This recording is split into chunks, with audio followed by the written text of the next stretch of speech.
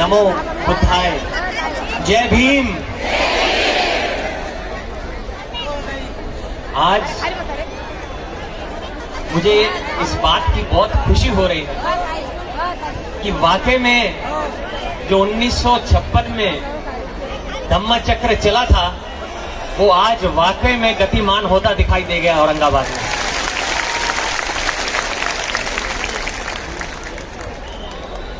मैं थाईलैंड में था और मुझे कहा गया कि औरंगाबाद में आना ही पड़ेगा। हालांकि अभी सुबह आया हूं, अभी शाम को वापस थाईलैंड जाना है, लेकिन इसका कारण एक है। मैं थाईलैंड क्यों जाना चाहता हूं आज आपको वो भी बताना चाहता हूं। हमारे प्रभाव के साथ अब पहली बार ऐसा हो रहा है कि परसों थाईलैंड में बाबा साहब की मूर्ति कास्ट हो रही है वहां पे लगने के लिए। उसी के लिए मैं जा रहा हूं। आज ये जो धम्म चक्र हमने चलाया है, आज जितने भिक्षु 100 भिक्षु थाईलैंड से आकर यहाँ पर चल रहे हैं, धम्म यात्रा कर रहे हैं। ये धम्म यात्रा इसलिए नहीं कर रहे कि भाई जस्ट चलना है। ये धम्म यात्रा का मतलब ये है कि पूरे भारत को ये बता देना कि ये जो भारत है ये बुद्ध की भूमि है, सब लोग जान लो। ये चले हैं। मैंने इनसे पूछा कि आपने धम्म यात्रा की है? कहते बहुत सारी की है गगन। मैंने कहा कहाँ की? कहते कि श्रीलंका में की, कहते लेह लद्दाख में की है, हिमालय में की है, हिमाचल गए, वहां गए। फिर मैंने कहा कि आपने अभी तक जो हमारे देश के सच्चे बुद्धिस्ट, रियल बुद्धिस्ट है वो नहीं देखे। एक धम्म यात्रा महाराष्ट्र में करो। इनको लगा कि धम्म यात्रा बड़ी आसान होगी। इन्होंने मुझे कुछ वीडियो दिखाए कि जहां पर ये चल रहे थे। कहा गगन देखो, एक बुजुर्ग औरत बेचारी आकर मेरे पैरों पर पानी डाल रही। मैंने देखा, बड़ा इमोशनल सा वो वीडियो था कि एक दो लोग आके डाल रहे थे। तो मैंने ज्यादा इन्हें कुछ कहा नहीं। अब जब यहाँ पर आए तो मैंने उस वीडियो के बारे में पूछा। मैंने कहा क्या आप कुछ कहना चाहेंगे कि एक बुजुर्ग औरत आपके चरणों में आकर पानी से आपके चरण धो रही थी, आप यहाँ देखो, आप क्या कहना चाहते हैं? इनकी आंखों में से आंसू निकले। उसने कहा ऐसा वातावरण ना मैंने जिंदगी में देखा है और ना ही देखूंगा। यही नहीं, मैंने भी इनको एक बात कह दी। मैंने कहा ये जो धम्म यात्रा, ऐतिहासिक धम्म यात्रा हो गई, शायद अगर कल आप मुझे भी कहेंगे कि वापस ऐसी धम्म यात्रा कर, तो शायद मैं भी कर नहीं पाऊंगा। ये मुझे कहा गया कि औरंगाबाद जो है वहां पर आना जरूरी है, क्योंकि वहां पर बड़े ही स्ट्रांग बुद्धिस्ट हैं, बड़े ही दिलो जान से जो है अस्थि कलश का वेलकम करेंगे, उनका वेलकम करेंगे। एक बार आके अपनी आंखों से आप देखो तो सही। और मैंने जब देखा तो जगजीत सिंह की वो गजल याद आ गई कि बस देखा तो देखता ही रह गया। ऐसा मंजर मुझे लगता नहीं दोबारा दिखेगा। और ये बात यहां पर खत्म नहीं होने वाली। ये मेरा वादा है कि बाबा साहब का बौद्धमय भारत का सपना अपने मरने से पहले पूरा करने के लिए जान लगा। ये बौद्धमय भारत होना ही चाहिए, क्योंकि इसके अलावा आप भारत के पास ही नहीं, पूरे संसार के पास कोई विकल्प नहीं रह जाएगा बुद्ध के धम्म के अलावा। बाबा साहब इतने पारदर्शी थे। पहले तो बाबा साहब के बारे में जानते भी नहीं थे। ये बाहर के जो देश के लोग थे, जितने बुद्धिस्ट, ज्यादातर इनसे पूछा गया। मैंने कहा कि आप लोग कहाँ जा गए, भारत गए? वो कहते हाँ मैं 2 बार गया, मैं 5 बार गया, कोई 10 बार गया। तो लेकिन कहाँ गए? बोध गया, सारनाथ, लुम्बिनी, कुशीनगर, ये 4 जगह घूमते तो उनको लगता है कि भारत का बुद्धिज्म हमने देख लिया।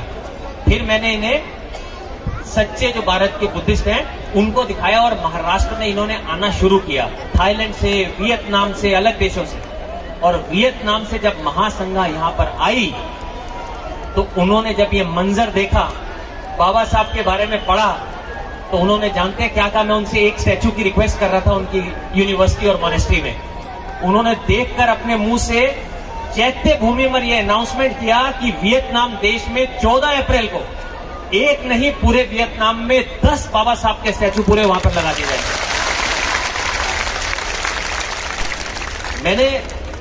मैं एक हिंदू परिवार से आया, पला बड़ा हिंदू परिवार में। मैंने एक फिल्म की थी श्रीलंका में, श्री सिद्धार्थ गौतम।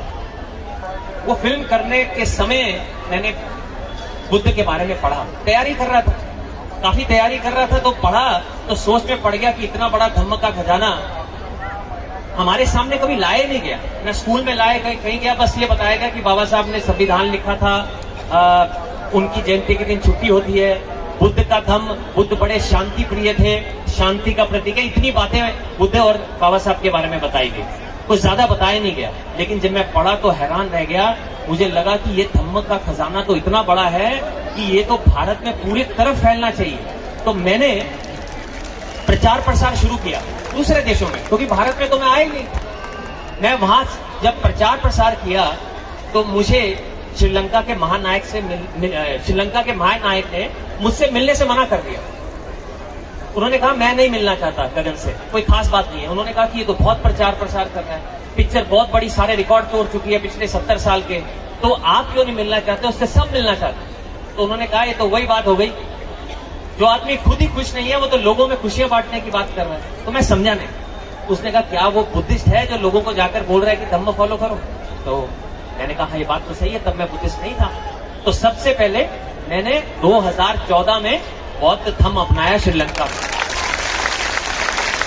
उसके बाद जब मैं वापस भारत में आया तो मुझे लगा प्रचार प्रसार शुरू करूं। तो जब प्रचार प्रसार करना शुरू किया तब जाकर मैंने बाबा साहब के बारे में जाना, और जब मैंने उस महामानव के बारे में जाना तो मेरे जीवन का रोल मॉडल बाबा साहब ही बन गए, जो कि एक बोधिसत्व, जो कार्य उन्होंने किए नॉर्मल इंसान कर ही नहीं सकता, वो एक महामानव ही कर सकता है जो उन्होंने किए। मैं सोच में पड़ गया कि जो आदमी जिसको कभी साथ में खेलने नहीं दिया गया, उठने बैठने नहीं दिया गया, पढ़ने नहीं दिया गया, जितनी प्रताड़ना उन्होंने सही, शायद ही किसी ने सही होगी, और लेकिन वो रुका नहीं और ऐसे मकाम पर पहुंच गया कि भारत का संविधान लिख डाला। और जो लोग उन्हें प्रताड़ित कर रहे थे, आज वही वर्ग के लोग, उनकी तस्वीर आप लगा दो, चाहे देश का प्रधानमंत्री क्यों ना, उनका सर उनकी तस्वीर के आगे झुकता है। ये बाबा साहब, तो ये मेरे अंदर एक जोश भरा कि मुझे बौद्ध में भारत का सपना पूरा करना है। तो सोचा कि सम्राट अशोक ने 84,000 स्तूप बनवाए थे। मैं सम्राट अशोक तो नहीं हूं, लेकिन हाँ 84,000 मूर्तियां बांटने की कोशिश जरूर कर सकता हूं, और वो संकल्प पूरा होगा। हजारों मूर्तियां बांट दी गई, उसी चलन पे चल रहा हूं। फिर मैंने सोचा कि बहुत सारी चीजें हैं फाउंडेशन के द्वारा, गगन मलिक फाउंडेशन के द्वारा मुझे करनी है, चाहे उसे स्किल डेवलपमेंट करो, चाहे कल्चर का आदान, प्रोग्राम का आदान प्रदान कहो, चाहे धम्म देशना की बात करो, बाहर से भिक्षुओं को लाकर धम्म की सही परिभाषा आप तक पहुंचाओ। ये सारे कार्य हमारी फाउंडेशन कर रही है। यही नहीं, मेरा एक सपना है, हमने सभी स्कूल देखे, A grade school, A grade पढ़ने के स्कूल है, सेंट मैरी स्कूल, बच्चे को यहाँ भेजो, क्रिश्चियन स्कूल है, फटाक से इंग्लिश बोलेगा और बहुत बढ़िया वहां से बच्चा निकलेगा, एकदम इंटेलिजेंट हो गया, एकदम बहुत बढ़िया। हिंदू बेस्ड स्कूल, मुस्लिम बेस्ड स्कूल, सिख बेस्ड स्कूल, और सारे ए ग्रेड, मतलब टॉप लेवल के। अगर एडमिशन कराने जाओ तो कई बार लाखों रुपया लग जाता है एडमिशन का। Buddhist based A grade school कहाँ है? तो सबसे पहले A grade Buddhist based school का इंतजाम करना है, ताकि उसमें जो पढ़े बच्चा वो हजारों में एक दिखना चाहिए। उसकी तैयारी हम कर चुके हैं, अब तैयारी आगे बढ़ चुकी है। ये जो धम्म क्रांति, ये जो अब चक्र चला है, आज तक तो हम सिर्फ सलाम ही कर रहे थे। 66 साल तक दीक्षा भूमि जाना है, 14 अक्टूबर को सलाम करना है, बाबा साहब को ट्रिब्यूट देना है, रेस्पेक्ट देनी है कि उन्होंने धम्म प्रवर्तन किया, आज हम इस मकाम पर हमें लेकर आए। लेकिन ये भूल जाते हैं, उन्होंने कहा था ये धम्म चक्र रुकने मत देना। तो ये जो आज मैंने क्रांति देखी है, तो आज ये समझ जाना कि उस धम्म चक्र को चलाने की तेजी की शुरुआत आज औरंगाबाद ने करके दिखा दी है। मैं बहुत खुश हुआ हूं, और जो महासंघ है थाईलैंड का, जो सुप्रीम संघ कहते हैं जिसे वो, उसमें 10 भिक्षु होते हैं टॉप लेवल के। जब उन्होंने मंजर देखा कि इस धम्म यात्रा इस मंजर तक पहुंच गई है, तो कल उन्होंने कहा कि पहली बार मैं 15 फरवरी को चैत्य भूमि में खुद आऊंगा अपने सारे डिवोटीज के साथ। इतने बड़े बनते अब भारत में आ रहे हैं, तो ये चलन अब शुरू हो गया। ये सब आपके ऊपर, अब सब आपके ऊपर है कि आप क्या चाहते हैं। मैंने तो ये सोचा था कि मैं जब यहाँ पर आऊंगा तो मुझे बाहर के लोगों से बहुत लड़ना पड़ेगा भारत को बुद्ध में बनाने के लिए, लेकिन मैं गलत था। मैं यहां आकर मुझे पता चला कि मेरी लड़ाई बाहर के लोगों से तो है ही नहीं, मेरी लड़ाई तो अपनों से ही है। अपने ही आगे नहीं बढ़ने दे रहे। एक जाता है तो दूसरा उसकी टांग खींच लेता है। बाबा साहब की बात आती है तो हमारे बाबा साहब, हमारे बाबा साहब। एक जिससे पूछ लूंगा कहूंगा मेरे बाबा साहब। और जब धम्म के कोई कार्य की बात आती है तो वो कहता है कि ओ ये तो गगन का प्रोग्राम है, ये ए का प्रोग्राम है, ये बी का प्रोग्राम है। लेकिन आज हमने ये शुरुआत की है, ये किसी ए बी सी डी या सिद्धार्थ जी या गगन जी या किसी और का प्रोग्राम नहीं है, ये धम्म का प्रोग्राम है। और ये जब हम अपनी सोच ये कर लेंगे कि जो भी कार्यक्रम होगा वो धम्म का होगा तो समाज एक होगा। मूर्तियां बांटना, समाज को एक करना। जिस दिन हम एक हो गए तो आप समझ लेना बाबा साहब का सपना बौद्धमय भारत का पूरा होने का कोई नहीं रोक पाएगा।